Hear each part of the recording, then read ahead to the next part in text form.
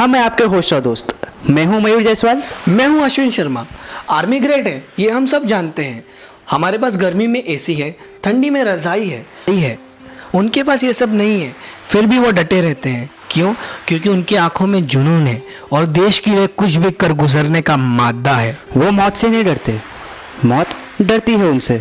तो आप जानिए, रियल हीरो वो है जो बॉर्डर पे डटे रहते हैं या फिर वो लोग जो छोटे से मुद्दे पे लड़ बैठते हैं। दोस्तों, ये फैसला आपके हाथ में है। तो हम जा रहे हैं भारतवासियों के बीच में उनकी राय जानने कि वो क्या सोचते हैं हमारी ग्रेट आर्मी के बारे में। तो चलिए शुरू करते हैं।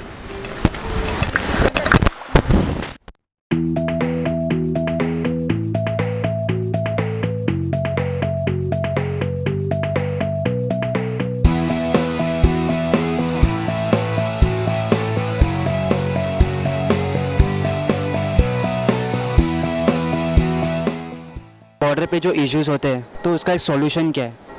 बॉर्डर के इश्यूज़ के लिए बेसिकली हमें हमारे गवर्नमेंट ने उसमें कुछ थोड़ा बहुत ये लेना चाहिए, खुद आगे जाना चाहिए गवर्नमेंट ने, और उसके अगेंस्ट में उनको कुछ एक्शन, स्ट्रिक्ट एक्शन लेना चाहिए।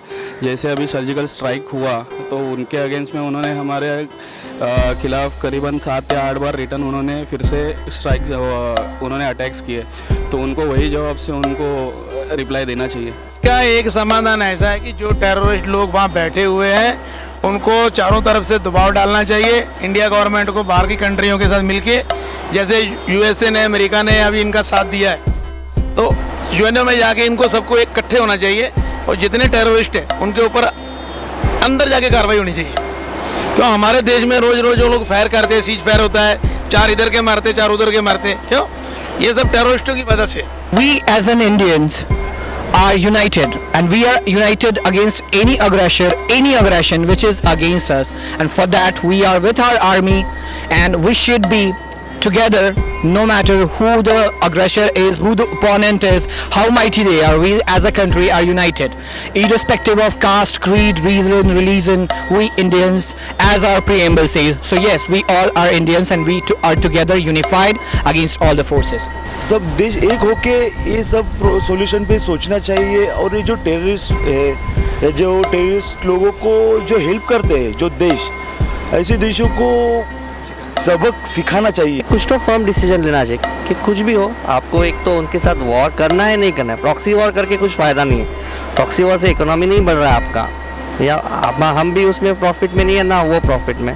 तो एक राउंड टेबल कॉन्फ्रेंस लेके बैठो, सोल्यूशन निकालो। Military is there for the government, to protect the government, and it's the idea of the government that gets protected by the military. So if the military disappear all over the world, there's more unity to each country, so there's more unity for the people, the human race, in my opinion.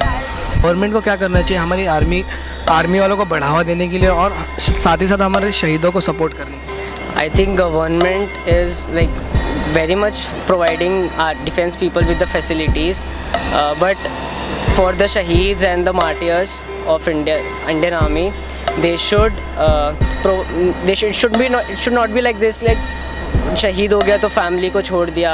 They should provide some certain, like कुछ alternative होना चाहिए for the family members, like by providing them with some job. शहीद है उनके लिए तो पूरा आरक्षण होना चाहिए, उनका सम्मान होना चाहिए। जो चौराहों पर नेताओं की फ़ोटो लगी हैं, मेरे ख्याल से शहीदों का फ़ोटो लगना चाहिए। चैप्टर आना चाहिए शहीदों के बारे में, छोटे छोटे बच्चों के बारे में बताना चाहिए कि ये था, ऐसा था। आज किसी भी छोटे किताब में आप किसी शहीद का चैप्टर नहीं देखते, बल्कि कविताएँ और तमाम जो मोरल स्टोरी होती है उसमें शहीदों का नाम देना चाहिए, उसमें शहीद को प्रोत्साहित करना चाहिए। सरकार को तो शहीद को सबसे पहले पन्ने पर रखना चाहिए, हर छोटी मोटी, ताकि किसी भी शहीद को पूछो तो आम जनता उसको जानती। जैसे हम अमिताभ और शाहरुख खान को जानते हैं, किसी शहीद को पूछो तो नहीं जानती। तो हम तो समझते हैं जो इंडिया सिनेमा है उसमें अगर हमारा कुछ हो रहा है तो हम उसमें शहीदों का पहले दिखाएं, एक क्लिप दिखाएं, एक आधी रील का एक ऐसी पिक्चर बनाएं कि ये शहीद हुए थे, ताकि लोगों में अवेयरनेस आए, लोग उसको जाने। आज अमिताभ, शाहरुख और अक्षय को लोग जानते हैं और किसी अच्छे शहीद को नहीं जानते हैं। दुर्भाग्य इस देश का। मैं ऐसा चाहता हूँ कि देश की आम जनता उनकी जाने, उनको सम्मान करे। कहीं भी सैनिक मिल जाए, चाहे वो लाइव रहे, अगर वो शहादत पा चुका है तो उसकी फोटो लगनी चाहिए, उसकी स्टैचू लगनी चाहिए, ताकि उसे प्रोत्साहित मिले, नए लोग उसमें जा सकें। कम से कम उनको ये तो ना लगे यार इसमें गया तो गुमनामी जिंदगी तो ना जिए वो।